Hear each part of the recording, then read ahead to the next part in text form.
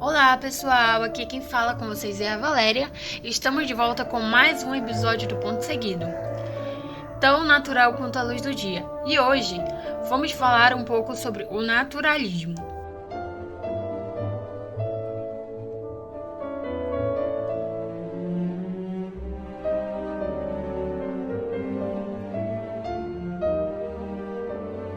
O naturalismo foi uma tendência estética e literária em voga nos últimos 25 anos do século XIX.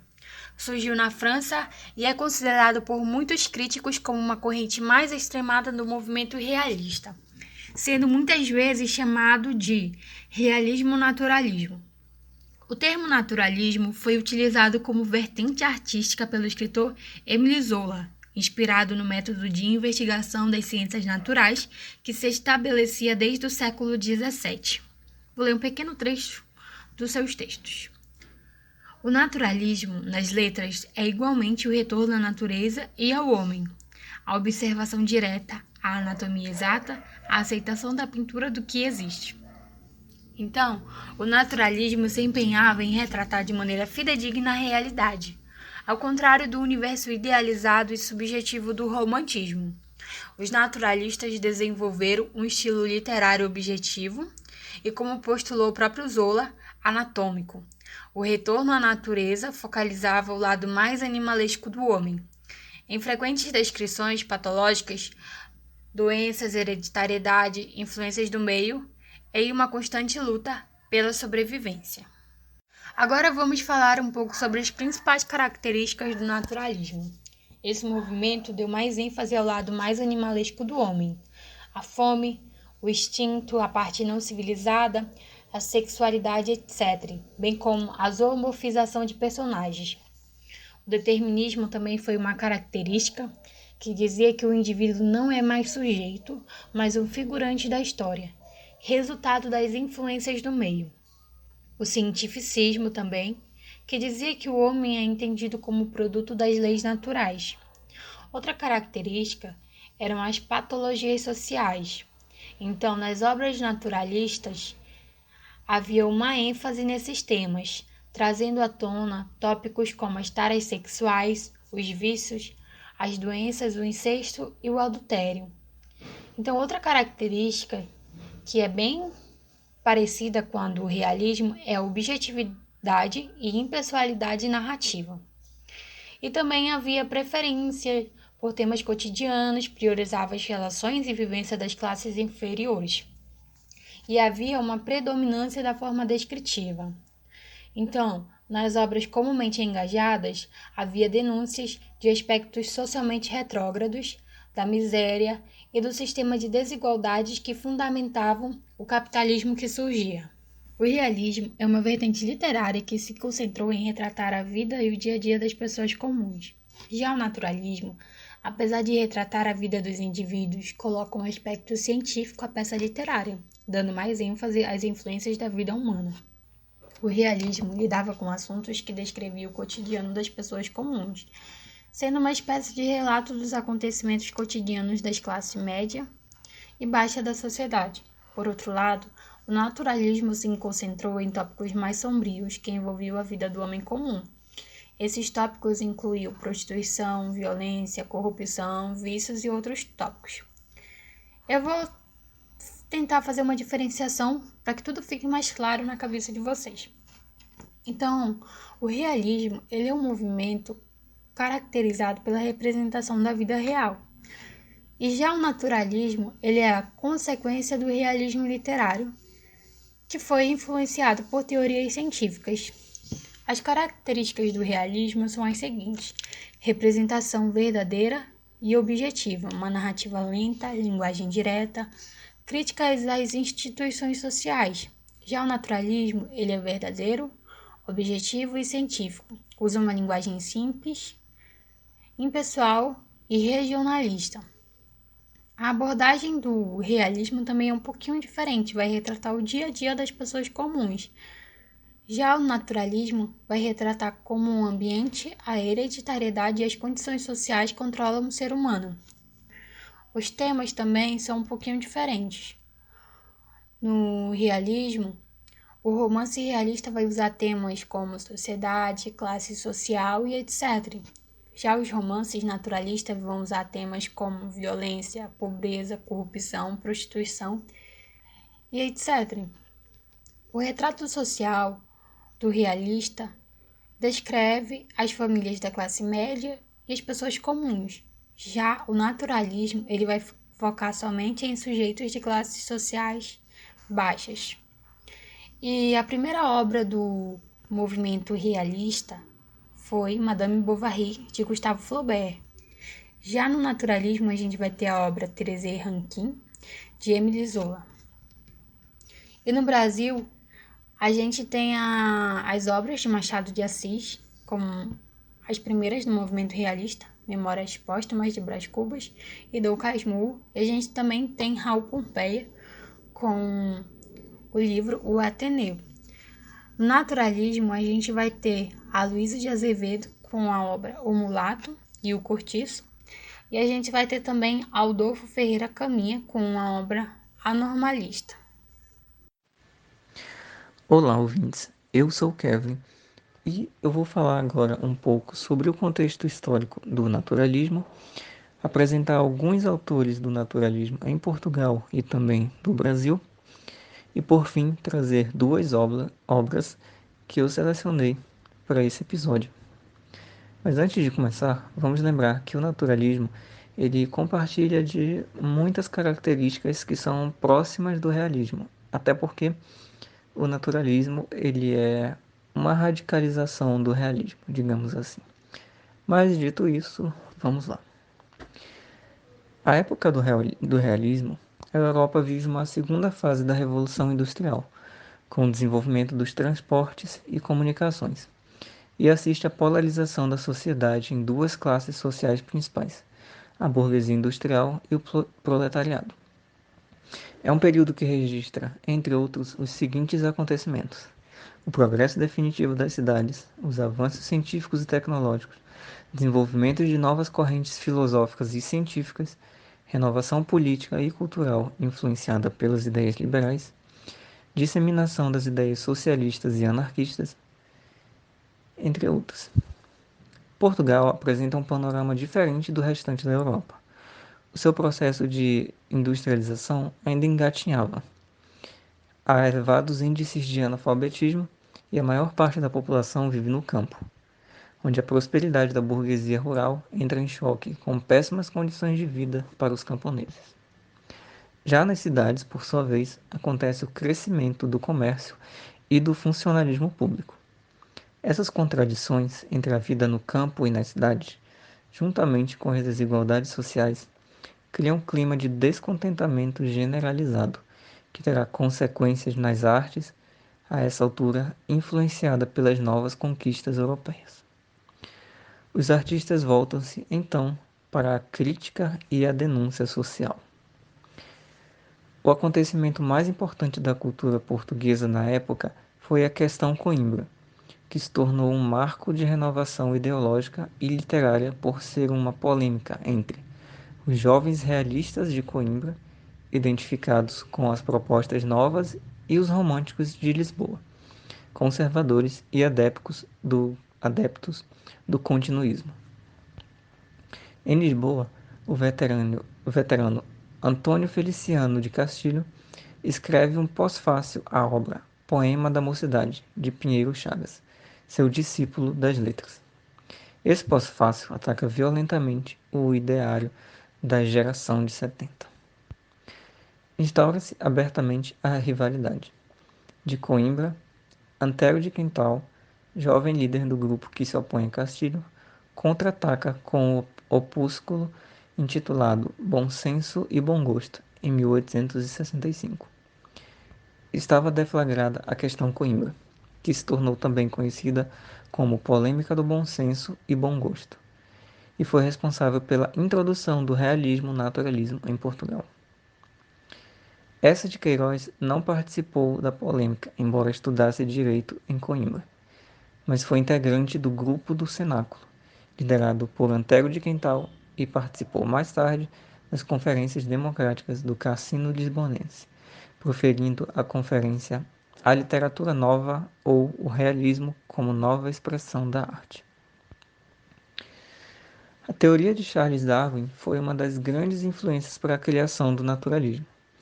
Nela, Darwin defende que o homem não possui livre-arbítrio em suas escolhas e comportamentos, mas que tudo é consequência de sua herança familiar e ambiente social vivido.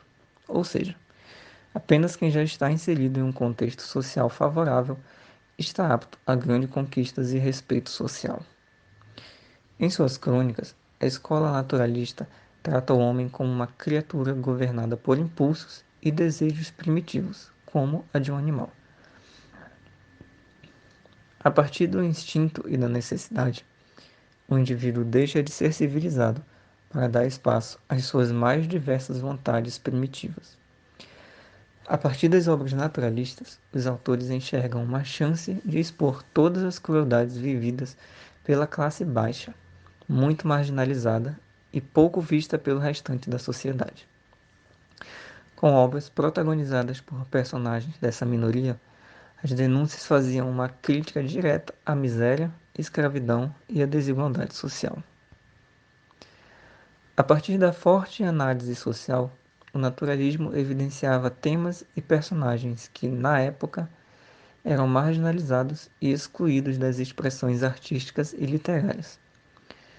Por ter sido criado no mesmo período que o realismo, ele pode ser confundido. No entanto, é reconhecido como uma ramificação ou uma continuação mais revolucionária. Como o pensamento influenciado por Charles Darwin, como eu citei, o naturalismo estudava o indivíduo e acreditava que as suas ações estavam diretamente relacionadas à sua herança genética e pelo ambiente em que viveu e cresceu. Tais análises permearam a biologia, psicologia e sociologia por mais de 40 anos, entre 1881 e 1922, e fizeram um grande estardalhaço em uma época onde o capitalismo brutal e a escravidão eram temas de pouco ou nenhum debate entre as classes. Émile Zola foi quem abriu as portas para que outros escritores naturalistas começassem a surgir. Em Portugal, um dos pioneiros da classe literária foi Eça de Queiroz, que eu já citei, que destacou em suas obras panoramas pertencentes ao naturalismo realismo.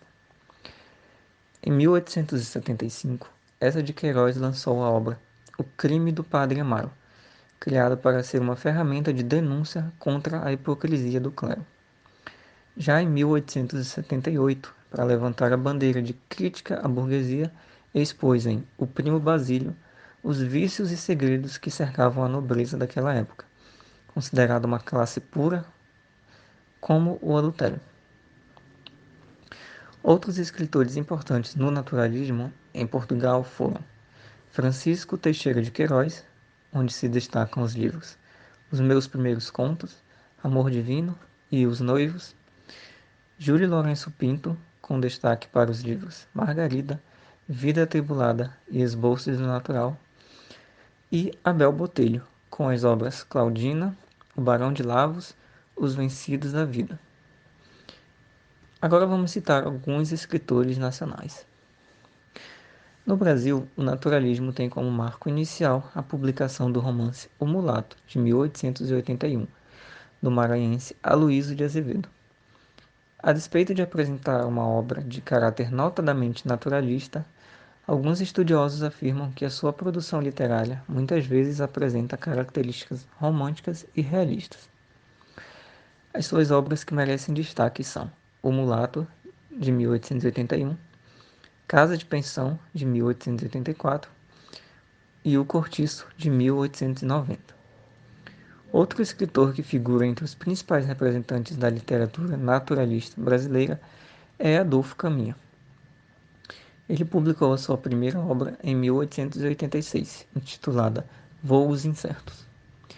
A sua produção literária é marcada por temas de violência, perversão, homossexualidade, crimes e tragédias. A obra que merece destaque é A Normalista, de cunho regionalista. Além disso, O Bom Crioulo foi seu romance ousado, que abordava a temática homossexual. Inglês de Souza também foi um dos fundadores da Academia Brasileira de Letras e um autor muito importante no naturalismo do Brasil. Ele era também professor, advogado, político, jornalista e escritor, claro. Ele publicou O Coronel Sangrado em 1877. Entretanto, foi em 1891 que Inglês de Souza adquiriu reconhecimento literário com a publicação da obra O Missionário, na qual aborda a influência do meio sobre o indivíduo. E agora, nós vamos às indicações de hoje. Eu selecionei os livros Memórias Póstumas de Brás Cubas e Anormalista. Memórias Póstumas de Brás Cubas é um dos grandes clássicos da literatura brasileira e é o maior dentro do movimento realista no Brasil, publicado em 1881. Ele também marca o início oficial do realismo no Brasil e ainda serve de divisão na obra de seu autor, Machado de Assis, marcando o início da fase mais madura e qualificada deste escritor. Esse é um dos livros mais frequentes em diversos vestibulares do Brasil, então vamos prestar bastante atenção a essa indicação. Memórias Póstumas de Brás Cubas é uma narrativa um tanto confusa e sem linearidade. O personagem principal, Brás Cubas, resolve, depois de morto, contar a história da sua vida através de uma seleção dos episódios mais relevantes desde o seu nascimento até a sua morte, porém sem seguir uma sequência cronológica. Ele inicia pelo seu delírio e morte, depois conta o seu nascimento e vai alternando, sem qualquer critério lógico, episódios de diversas fases da sua vida, sempre com uma alta dose de humor e visão pessimista. Nascido em família rica e proprietária, nunca precisou comprar o pão com o suor do seu rosto. Na infância, foi um menino endiabrado, maltratava os escravos, aprontava com as visitas e desrespeitava os adultos. Na adolescência, ele se envolveu com uma prostituta que o explorou por vários meses, mas que ele, em sua narrativa, resume na famosa frase: Marcela amou-me durante 15 meses e 11 contos de réis. Ele foi mandado pelo pai para a Europa para estudar e esquecer de Marcela, mas nunca levou os estudos a sério. De volta ao Brasil, ele conheceu Eugênia, uma moça bonita e romântica. Brás Cubas lembra que, quando criança, flagrara, durante uma festa na casa do pai, a mãe de Eugênia beijando um homem casado atrás de uma moita. Como Eugênia não tinha pai declarado, dá-lhe o apelido de Flor da Moita. Mesmo sabendo que o pai jamais permitiria que ele casasse com uma moça pobre e filha de mãe solteira, seduz Eugênia e chega a conquistar um beijo dela. Porém, quando ele descobre que ela é coxa de nascença, ou seja, possui uma perna mais curta do que a outra, ele foge, apavorado com a ideia de passar pelo ridículo de casar com uma mulher coxa. O pai de Brás Cubas tem o sonho de vê-lo exercendo o cargo de ministro, e para isso arranja-lhe como noiva Virgília, filha de um figurão da sociedade que facilitará a carreira política do genro. O personagem mostra-se, no entanto, tão apático e incompetente que acaba perdendo a noiva e o cargo para Lobo Neves, um homem arrojado que ele próprio compara com uma águia. Algum tempo depois, Brás Cubas reencontra Virgília, já casada com Lobo Neves. Desse encontro nasce uma paixão e os dois viram amantes. Virgília é uma mulher ambiciosa e ela não pretende abrir mão do prestígio social que o seu marido lhe proporciona. Assim, durante anos, eles vivem um amor adúltero, que só acaba quando Lobo Neves é nomeado governador de uma província e Virgília muda-se para longe do Rio de Janeiro. Brás Cubas vai envelhecendo solitário e sem ter feito nada de relevante na vida.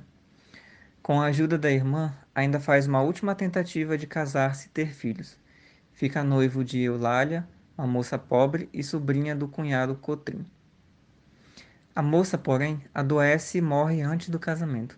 E assim, Brás Cubas chega ao final da sua vida sem ter constituído uma família, sem filhos que dessem prosseguimento ao seu nome e sem ter produzido absolutamente nada que fizesse as pessoas lembrarem dele após a morte.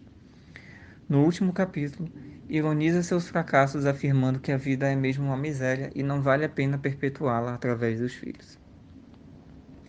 Se o leitor não ficar atento, ele pode terminar a leitura do livro com uma visão positiva do protagonista. Entretanto, com uma leitura cuidadosa, percebemos que Brás Cubas é alguém arrogante e incompetente, acomodado com a vida boa que tem, membro de uma elite endinheirada e improdutiva. Essa situação privilegiada permite que Brás Cubas deboche da sociedade e seus membros com uma ironia sarcástica que não poupa ninguém. Agora vamos à segunda indicação, o livro Anormalista. Esse romance ele tem um cunho regionalista e ele pertence ao escritor Adolfo Caminha, sendo publicado no ano de 1893.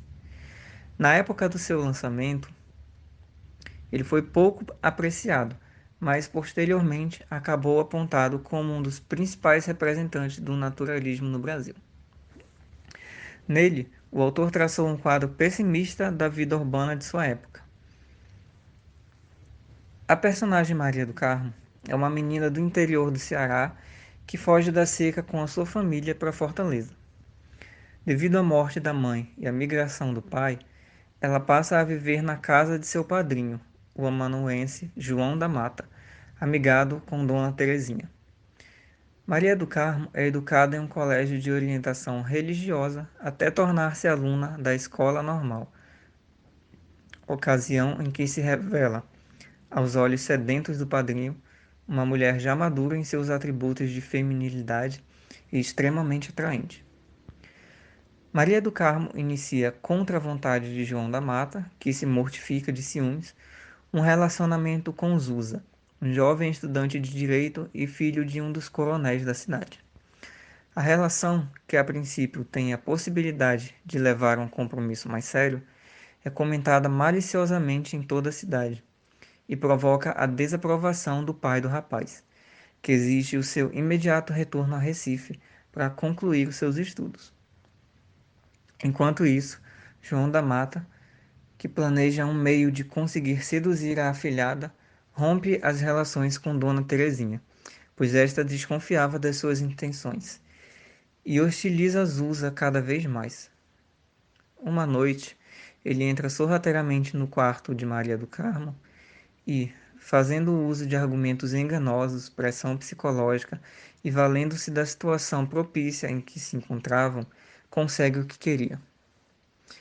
Maria engravida e tem que se afastar da cidade para evitar um escândalo maior ainda, esperando o nascimento do bebê em uma casa isolada de uns amigos de João da Mata. Seu filho acaba morrendo em decorrência de um acidente durante o parto. Apesar dos comentários de toda a sociedade de Fortaleza, a normalista retoma sua vida de sempre e é redimida pela mesma sociedade ao preparar-se para o casamento com o Alferes Coutinho. Ao observar a sua estrutura narrativa e os seus temas, percebemos que a normalista se insere na tradição dos romances que não servem apenas para entretenimento, mas como forma de sensibilizar o leitor e de levá-lo a conhecer as intrincadas relações sociais que são representadas no romance.